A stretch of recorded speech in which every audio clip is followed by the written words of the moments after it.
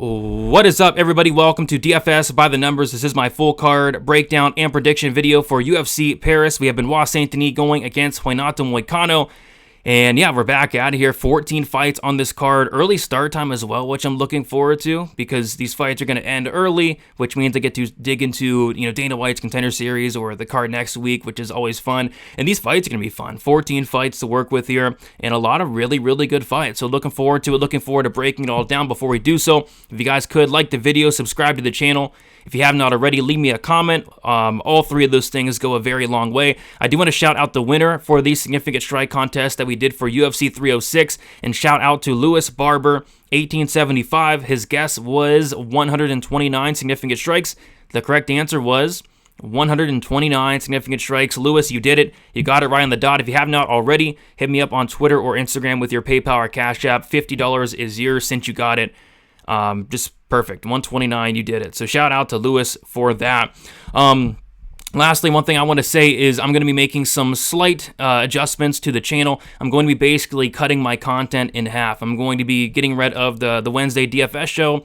No longer going to be doing probability with Wheezy. I'm going to be cutting back on the YouTube short content. It's just I'm just doing too much. It's just it's too much of a load. I can't take this much of a load. I gotta limit it a little bit. As some of you guys may have known, I talked about it a little bit. I've had just a treacherous year. Like, this year's been awful. Like, so many bad things have happened to me, like terrible things, like unspeakable things. So I've been, not feeling the best pretty much all year. With that said, though, I think I'm starting to finally feel a little bit better. I'm starting to finally feel like myself again, and I feel like just cutting back on the content a little bit is going to help that, and focus on the things that matter. Like, this video should be getting out on a Monday. Getting it out on Thursday is just unacceptable. I do a ton of content on DFSbythenumbers.com. I'm getting that content out way too late. That's going to change. It's going to be out, a few days earlier. I want to focus more on the betting, side of things. I feel like sometimes I put the content over the betting stuff. So yeah, I'm going to be making some slight changes, just cutting back on the content.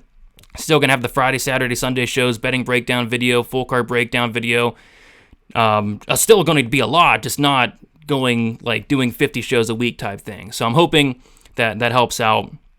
Helps everybody. It should help everybody out, I think. So just wanted to give you guys a heads up. I know people probably wondering where the heck is the DFS show, all that. That's why. So yeah. Anyway, with all that out of the way, I say we get into it here. 14 fights to break down. Going to try to roll through these as quickly as possible. And we're going to start with Balaji Oki going against Chris Duncan. We got Balaji Oki, 28 years old, 5'10", 73-inch reach, 9-1 and 5-0 in his last 5 fights. Chris Duncan, 31 years old, 5'10" with a 71.5-inch reach, 11-2, 4-1 in his last 5 fights. We'll take a look at the odds here. And we have Balaji Oki opened up -185. He's currently -180. Chris Duncan opening up +160. He's currently a +155 underdog.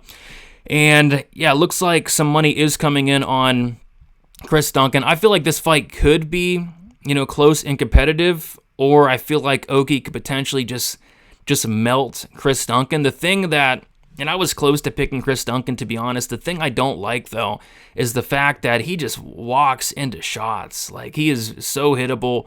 49% striking defense in Duncan. And Oki, he does have some power. He does hit very hard. So that's, the kind of worry. But I feel like minute for minute, it should be, pretty close. I think Chris Duncan can even maybe mix in a takedown or two, maybe win some, get some control time against the cage. Just the chin of Duncan, the striking defense just scares the living crap out of me. So I feel like this fight could be close. I also feel like, Oki could potentially maybe drop Duncan, maybe hurt Duncan in a round, maybe steal a round, that way. But I'm going to take Oki here. I'm going to take him to win this fight. Either, I'll say by decision. Maybe he hurts Duncan here or there. Maybe he drops him. But I'm going to say Oki wins this fight and wins it by decision. Next, we got Jacqueline Kavalcanti going against Nora Cornolle. We got Kavalcanti, 27 years old, 5'8" with a 70-inch reach, 7-1 and 5-0 in her last 5 fights. Cornolle, 34 years old, 5'7" with a 67-inch reach, 8-1, 5-0 in her last 5 fights. Kavalcanti opened up -325, believe it or not. She's -200 now. Cornolle opened up +275. She's currently +170. And yeah, I mean, I'm not I'm not too high on really either fighter. I mean, Nora Cornhole, she looked just terrible, outside of the UFC. But with that said, I think she's making like rapid improvement, and it's weird at 34 years old, like she's looking really good. That fight against Melissa Mullins, we saw a new and improved Cornhole. I thought, like, I was like who is this? And maybe it's because Mullins is just that bad or what, but yeah, Cornhole looked really good in the Mullins fight. She went out there, she beat the brakes off of Mullins, knocked her out in the second round. Her striking looked better than ever. And again, maybe it is because Mullins is bad, but still, I thought we may have seen a leveled up version of Cornhole. As far as Jacqueline Cavalcanti, she went out there and won a split decision against Josie and Nunez. It was I thought she won probably 29-28, maybe even a 30-27. A corrupt judge actually scored the fight 30-27 for Josie and Nunez, but it was kind of lackluster. Her striking looked good, but she was kind of content to just kind of sit on the outside and pick apart Nunez, which that's what she should have done. But I just feel like this fight here, I just don't see how it's not very close. I don't see how either one of these fighters runs away with it. If somebody's running away with it, it's Cornhole getting a finish. But I think this fight probably does go to decision. We are in Paris, which, Cornhole is going to have the home field advantage here. I think it's going to be greasy. We could get some greasy scorecards. Give me the dog here in Cornhole. Cornhole to win this fight by decision. I think it's going to be a close fight. So Cornhole by decision. Next, we have an absolute banger. I think this is the sleeper fight of the card. I mean, I'm really looking forward to this. We got Victor Altamirano going against Daniel Barez. We got Altamirano opened up -110, currently -125. Daniel Barez opened up -110. He is currently +105. This fight's going to be awesome, and that's because it is a Daniel Barez fight. This guy brings it. He has that killer be killed style. He's going to go out there and try to finish you early, and if he does, he does. If he doesn't, I'm worried about him. We've seen him break in some of his fights, especially that Filio fight last time out. He went out there, he looked phenomenal against Jafel Filio. He looked good. He looked like he was this close to finishing Filio. He wasn't able to get him out of there, and then it looked like he was done. He was done after 3 minutes as well. It looked like he had absolutely nothing left. He emptied the tank in the first 3 minutes of the fight. He got taken down and subbed shortly after by Filio. Quite frankly, it looked like he kind of quit in that fight. So I'm really worried about the heart of Barez. I'm really worried about the cardio of Barez as well. And I'm really worried about what happens if he's not able to finish Victor Altamirano in this first round. So kind of how I'm seeing this fight is I think it's Barez early or Altamirano late. And at that point, Altamirano's a tough dude. Altamirano has a great chin. Altamirano is a black belt in BJJ. I feel like Barez is absolutely going to win the first round. There's no doubt in my mind he wins the first round. And maybe he hurts Altamirano, but as this fight goes on, I do think it's going to favor Altamirano more and more. I think Barez is going to start to slow down. Barez hasn't been out of the first round in like years. And the guy's 35 years old at this point. And that fight against Filio was a while, like about a year and a half ago at this point, a year and like 4 or 5 months at this point. So it's been a while. He's getting up there in age. I don't trust the cardio. Yeah, I got to go Altamirano here. He's going to have to weather an early storm, but I think he can. Give me Altamirano to win this fight by third round submission and breaking Daniel Barez late. Moving on, we got Eileen Perez going against Daria Zheleznyakova. We got Perez, 29 years old, 5'5", with a 66-inch reach, 10-2 and 4-1 in her last 5 fights. Daria Zheleznyakova, 28 years old, 5'9", with a 68-inch reach, 9-1 and 4-1 in her last 5 fights. Let's see, we got Perez opening at -260, currently -225. Zheleznyakova opening up +190. She is currently +190 there. So, yeah, for me, this should be, Perez, all day. The only thing that worries me is Perez, like every fight, there's like always a sketchy moment. Like in the Jocelyn Edwards fight, she was close to getting subbed. In the Cutelaba fight, she was also close to getting subbed and getting finished in the third round. There wasn't any sketchy moments against Ashley Evans Smith, but yeah, typically every single fight there's a sketchy moment, even outside the UFC. That Tamara's Vidal fight where she, fouled Vidal like 50 times in that fight. So, but yeah, I think stylistically this is a good matchup for her because she's going to be going out there and wrestling. That's what she does. She's averaging 5 takedowns per 15 minutes, which is crazy, and she's going against Zheleznyakova, who has a 50% takedown defense, who was taken down 3 times by Montserrat Rendon. I think if Montserrat Rendon's taking you down, Perez should have no trouble taking her down whatsoever. So yeah, Perez probably by decision here. The third round, it could get sketchy. It seems like, third rounds with Perez, they do get sketchy quite a bit, but as long as she can at least win those first 2 rounds, I think at the very least, maybe she loses the third. So yeah, I'm going Perez here to win this fight by decision. Next, we got Taylor Lapilus going against Vince Morales. We got Lapilus, 32 years old, 5'6", with a 73-inch reach, 20-4, and 4-1 in his last 5 fights. Vince Morales, 33 years old, 5'7", with a 70-inch reach, 16-7, and 5-0 in his last 5 fights. So, we have Lapilus opening up minus 350. He's currently minus 365. Vince Morales opening up plus 275. He is currently plus 290 here. Vince Morales returning to the UFC.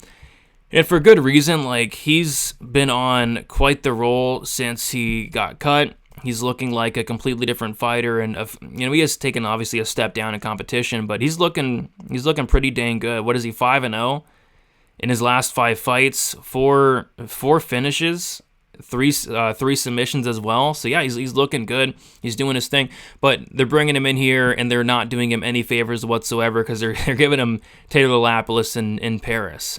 So yeah, I mean, this should be Lapilus. He's a big favorite. I think this fight is going the distance. Yeah, so Lapilus kind of has the home crown behind him. He has the judges behind him as well. And I just don't see Morales having any success taking down Lapilus. That's kind of what guys do against Lapilus. They try to take him down, and really they don't have a ton of success. More often than not, his takedown defense is good. His get-up game is really good. But yeah, his striking is very, very good, and I think it's better than Morales's here. So yeah, Lapilus by decision, I think, is the pretty clear pick. Moving on, we got Ludovic Klein going against Roosevelt Roberts. We got Ludovic Klein, 29 years old, 5'7", with a 72.5-inch reach, 22-4-1, 4-0 in his last 5 fights, 4-0-1 in his last 5 fights. The draw coming against Jai Herbert. As far as Roberts, 30 years old, 6'2", with a 73-inch reach, 12-4, and 2-2 and 1 no contest in his last 5 fights. Klein is the biggest favorite on the card, I think. We have a ton of massive favorites on the card. I think he's the biggest one. Klein opened up minus 800. He's currently minus 950. Roosevelt Roberts opened up plus 475. He's currently plus 650. I actually like Roosevelt Roberts. Always have been a fan of Roberts. I think the first time I really started to really like Roberts was his fight against Thomas Gifford, a fight back in 2019. It was one of the worst, just brutal beatings I think I've ever seen in my entire life. He just beat poor Thomas Gifford from pillar to post. Just beat the brakes off the guy. It was very hard to watch. But since then, since that Gifford fight, he's like 2-6 in his last 8 fights. It's not been good, with wins over Alexander Yakovlev, who's cut, and Brock Weaver. But yeah, other than that, he just hasn't had any success in the UFC for the most part since 2020, really. So yeah, I mean, this should be Klein. I mean, Klein's just a much better fighter, just really everywhere. Klein has phenomenal striking. I think he's the more durable fighter. He's going to be at a massive size disadvantage, but I don't think that matters. It's just, I don't know. Roberts just seems to always find a way to lose. I can't get that Kevin Kroom fight out of my head. I just really can't. Kevin Kroom dropped him in the first 20 seconds and subbed him shortly after. Like, how does that happen? If you're losing to Kevin Kroom, you're not beating a guy like Ludovic Klein. So, like I said, I like Roberts. I think he's a solid fighter, but he's just up against it here against Klein. Klein would have to really mess this up, I think. And on top of that, I think Roberts might even be coming in on short notice or something. So, yeah, give me Klein here. I'll take Klein to win by a pretty convincing decision. Moving on, we got Omar Sy going against Dawoon Jung. We got C, my bad. 28 years old, 6'4", with an 83-inch reach, 10-0, 5-0 in his last 5 fights. Dawoon Jung, 30 years old, 6'4", with a 78.5-inch reach, 15-5-1, and 2-3 in his last 5 fights. He's on a 3-fight skid. C, opening up minus 390, currently minus 625. As far as Dawoon Jung, opening up plus 295, currently plus 450. Yeah, I mean, I couldn't be any lower on Dawoon Jung, but at the same time, I think these odds are getting just ridiculous. I don't know what's going on, but yeah, he's minus 625 favorite here. But yeah, I mean, Dawoon Jung, you look at his record in the UFC, and it's like, on paper, his takedown defense is pretty solid. I think, what is it? 77%, but he's literally not fought any wrestlers at all other than Devin Clark, who is more than Devin Clark actually got cut, actually. So other than that, he's facing primarily strikers, and C is the opposite of that. C is going to go out there and take you down within the first 10 seconds. You go and watch, like, I kid you not, any of his fights, that's what he's doing. I don't think I've seen him land a punch. Maybe one. He's taking you down, and once he takes you down, you're staying down. And we just saw Jung somehow, some way, get submitted by Carlos Ulberg. I mean, that just doesn't happen. I mean, how does that happen? It just doesn't make any sense. If Carlos Ulberg's submitting, I don't care how tired you are, Jung. If Carlos Ulberg's submitting you, like, that's, what is Omar Sy gonna do? So yeah, this should be C by submission. I'll say second round. All right, moving on, we got Ivan Cutelaba going against Ivan Erslan. We got Cutelaba, 30 years old, 6'1" with a 75-inch reach, 17-10-1, 1-4 in his last 5 fights. Ivan Erslan, 32 years old, 6'3" with a 74.5-inch reach, 14-3 and 3-2 in his last 5 fights. We got a straight pick'em here on Cutelaba -110, Erslan -110. Erslan was the dog. Actually, yeah, he was the dog. He was like plus 115-ish, but money's came in on Erslan, and this line might even flip. But yeah, this should probably be a pick'em, and that's because it's an Ion Cutelaba fight, and like who the heck knows what's going to happen in this fight? Like, Ion Cutelaba fights are some of the hardest fights to predict, just because he's an absolute madman. What I'll say about Cutelaba is he just always seems to find a way to lose. Like, and it happens a lot. Like, even in fights where he should win, it's like this guy just finds a way to lose. I think he's skilled. I think he has a lot of power, obviously. He's a really good wrestler as well, but the cardio is atrocious, just awful. He can take you down 8 times in the first round, but if he does that, he's going to gas out in the second. We saw it against Jacoby. We saw him in the Kennedy and Zachuku fight, look good in the first, gas out in the second, get finished. We saw him get caught in the first round multiple times. He just seems to find a way to lose all the time. So, geez, I guess I'm going to go with Erslan just based off of Cutelaba. I think he likes losing. I mean, this guy just loses all the time. He gets finished all the time. Erslan, I was able to watch a good amount of tape on him, and even seen him go 5 rounds before in a fight that really nothing happened. But yeah, he has a ton of power. His takedown defense looks pretty good as well. If he's able to stuff some takedowns here, keep it on the feet, I think he could knock out Cutelaba. If this fight gets extended, it's gonna be sloppy, it's gonna be greasy, but I kind of favor Erslan just based on the fact that, sometimes when Cutelaba reaches the second round, he's just toast. So give me Erslan here. I'll take Erslan to win by first round knockout. He has 10 knockouts. All of them do come in the first round, so I'm thinking it might be him landing something early. I think this fight probably does end within the first 5 minutes, but I'll go Erslan to win by first round knockout. Moving on, we got Fares Ziam going against Matt Frevola. We got Ziam, 27 years old, 6'1", with a 75-inch reach, 15-4, 4-1 in his last 5 fights. Matt Frevola, 34 years old, 5'9", with a 71-inch reach, 11-4 and 3-2 in his last 5 fights.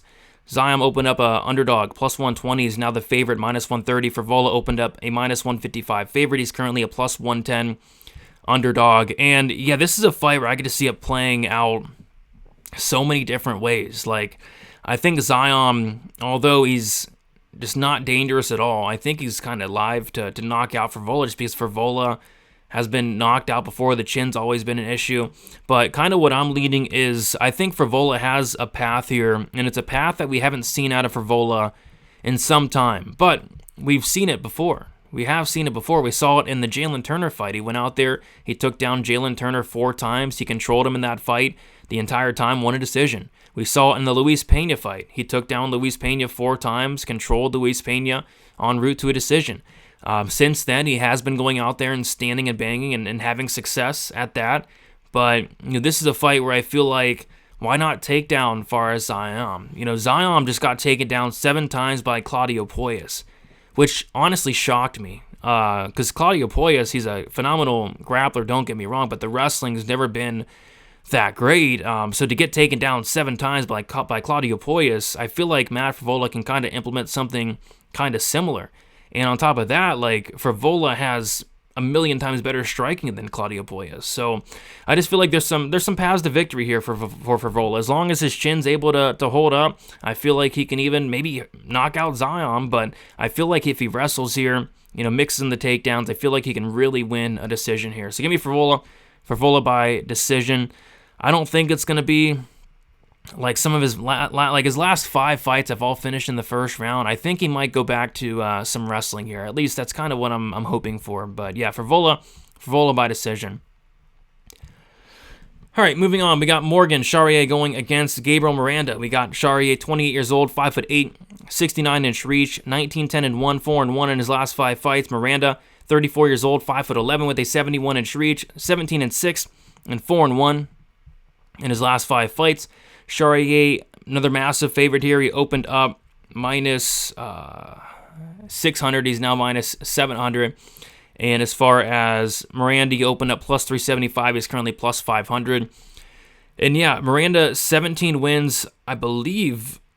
No, I'm pretty sure all 17 of those come under 1.5 rounds. I think he maybe has a finish in round 2, or maybe 2 finishes in round 2. Other than that, it's all round 1 for Miranda. Completely front-loaded. On top of that, he is stepping here on somewhat short notice. It was actually supposed to be Morgan Charriere versus AJ Cunningham, which well, I don't know what they were doing there. But yeah, Miranda is stepping in on somewhat short notice. Yeah, it's Miranda round 1 sub or bust, and that's going to be a lot easier said than done against Charriere, who has very good takedown defense, who has very good grappling, and then the striking is just another level above in favor of Charriere. So yeah, this should be Morgan Charriere just beating the crap out of Miranda, dropping him a couple times, and eventually finishing him in the second round. So give me Charriere, second round knockout.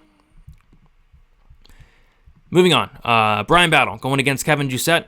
We got Bryan Battle, 30 years old, 6'1", with a 77-inch reach, 10-2 and 3-1 and 1 no contest his last 5 fights.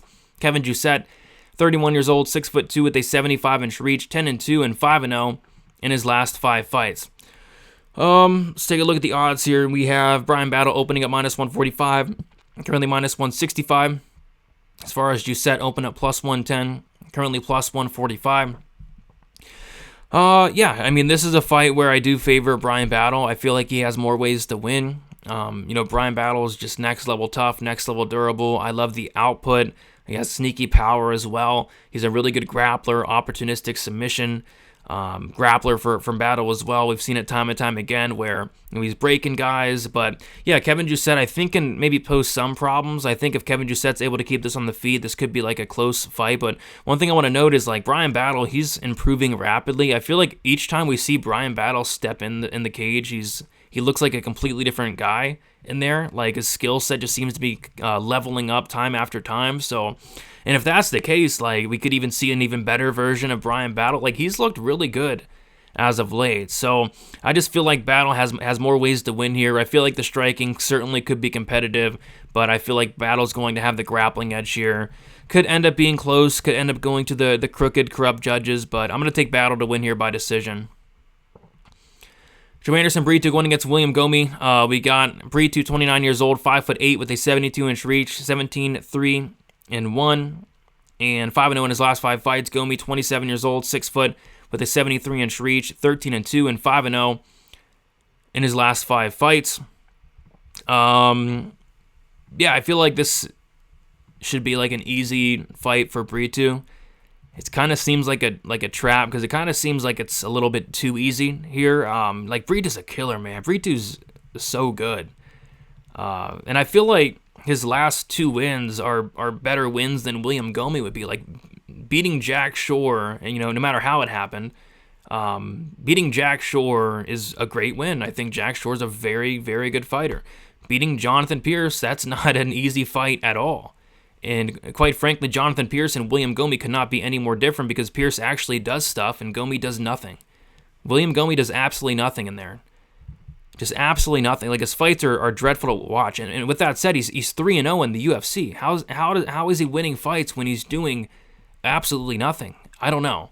But I think that comes to an end here because Brito is going to actually do stuff. He's very dangerous. He's going to be, coming forward, trying to take off Gomis' head. And on top of that, if Brito gets his fight down to the mat, I feel like he's going to have just an astronomical advantage. We've seen William Gomis put into some bad spots. Against Jarno Aaron was in a triangle. Against Francis Marshall, I thought Francis Marshall was about to submit this guy in the third round. It was very close to doing so. And then he beats Giannis Gamori. Like, who cares, man? So yeah, I think this should be Brito. If William Gomis wins this fight, it's going to be the worst fight of the card. I mean, this guy, his style is just awful. I hate it. He does nothing. He's a great fighter. He's a great fighter, don't get me wrong. But his fights, just nothing happens. He's landing 2 strikes per minute. His opponents are landing 1. So he's really defensively sound, but that's because he just doesn't do anything. But I'm hoping Brito brings a war and takes this guy down and gets him out of there. I'm going Brito to win this fight by first round submission. All right, moving on to the co-main event. We got Nasruddin Imavov going against Brendan Allen. Imavov, 28 years old, 6'3", with a 75-inch reach, 14-4, and 3-1 no contest his last 5 fights. Brendan Allen, 28 years old, 6'2", with a 75-inch reach, 24-5, and 5-0 in his last 5 fights. All right, so let's take a look at the odds. We have Nasruddin Imavov is a favorite. He opened up minus 185. He's now minus 210. Allen opened at plus 160. He's now plus 180. And for me, like, Allen's been on an absolute roll. I think he's on like a 7 or 8 fight winning streak. But this fight, I don't know. I just don't really love his chances because, I feel like Brendan Allen's striking is really good. I feel like it's improved, but he's not the better striker in this matchup at all. Imavov's an incredible striker. Imavov has very good takedown defense as well. And on top of that, Allen's a guy that there's fights where he doesn't even attempt takedowns, like in the Strickland fight, and he got knocked out. I mean, the first Curtis fight, didn't really try to get the fight down to the mat. Sorry, I got the hiccups or something. And he got knocked out. And I kind of feel like something along the lines can happen here. Yeah, I feel like this fight stays standing. I mean, if maybe Allen can get takedowns here or there, but I just kind of doubt it.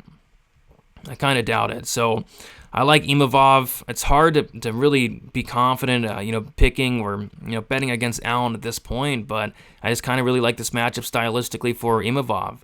I'm kind of debating back and forth between a knockout or a decision for Imavov. I think Imavov's going to hit Allen in the face quite a bit. Allen's striking defense is 47%, and Allen's 2 losses do come by knockout. The problem is we don't get knockouts anymore, but I'll say he knocks out Allen here. I'll say he knocks out Brendan Allen in the second round, but yeah, should be a fun co-main event there. All right, and then we have the main event. It is Benoit Saint-Denis going against Renato Moicano. Benoit Saint-Denis, 28 years old, 5'11", with a 73-inch reach, 13-2 and 4-1 in his last 5 fights. Moicano, 35 years old, 5'11", with a 72-inch reach, 19-5 and 4-1 in his last 5 fights. We got Benoit Saint-Denis, massive favorite. He opened at minus 240. He's currently minus 270. Moicano opened up plus 200. He's currently a plus 230 underdog. Sorry, I'm like falling asleep. Like I've had no sleep the last 24 hours. All right. Anyway, where was I? Yeah. So I like Benoit Saint-Denis here. I think that his last loss against Poirier. Some people say that it's due to the staph infection, which maybe not, but it's not a bad loss. Regardless of staph or not, like losing to Dustin Poirier, it's not a bad loss at all. Because prior to that, he was looking pretty good. This guy's just a beast, man. Benoit Saint-Denis. He pushes a crazy pace. He's going to bring a car crash. It's going to be hectic for as long as it lasts. He's about as kill or be killed as you can be. Has a ton of power. The body kicks. Has that head kick we saw him land against Frevola. A ton of power in his hands. I feel like it's a bad matchup for Moicano because Moicano, can he get takedowns here? Maybe. Can he hold down Saint-Denis? Maybe. I don't think so. I think that Saint-Denis is going to land a big shot here early in the fight and knock Moicano out. The concern would be if this fight does get extended, say 3rd, 4th round, 5th. I don't think it goes there, but 5th round, it could get very interesting. Like, what is Saint-Denis' cardio like? Because in the Poirier fight, it looked awful, but he had staph. Against Eliza Zaleski dos Santos, it didn't look great, but it was short notice. So we're gonna see. Actually, I don't think we'll see, because I kind of think this fight ends early. So yeah, I think Moicano, the chin's always been an issue. He's been knocked out several times, and Benoit Saint-Denis is going to bring a car crash, and I don't think Moicano survives the car crash. So I'm taking Benoit Saint-Denis. I'll say first round knockout for Saint-Denis there. All right, guys, there you have it. Thank you so much for watching. If you guys could like, subscribe, all the good stuff. If you guys want extra content, be sure to check out dfsbythenumbers.com. Like I said, going forward, going to be releasing content on the website a lot sooner. Got to get my priorities straight. So cutting down the content a little bit and hoping that helps, which it will. It will certainly help. So other than that, got the final thoughts video, live stream Friday, best bet Saturday, and then Stat Diggers with Uncle Weezy on Sunday. All three of those shows are staying. And then betting breakdown video will also be out Friday or Saturday as well. So best of luck, everybody. UFC Paris, sorry for the late release. It literally will not happen again. This is the latest I'll ever get out a prediction video for the rest of my life, I think. So sorry about that, but at least I did it. Best of luck, guys. Talk to you soon. See you.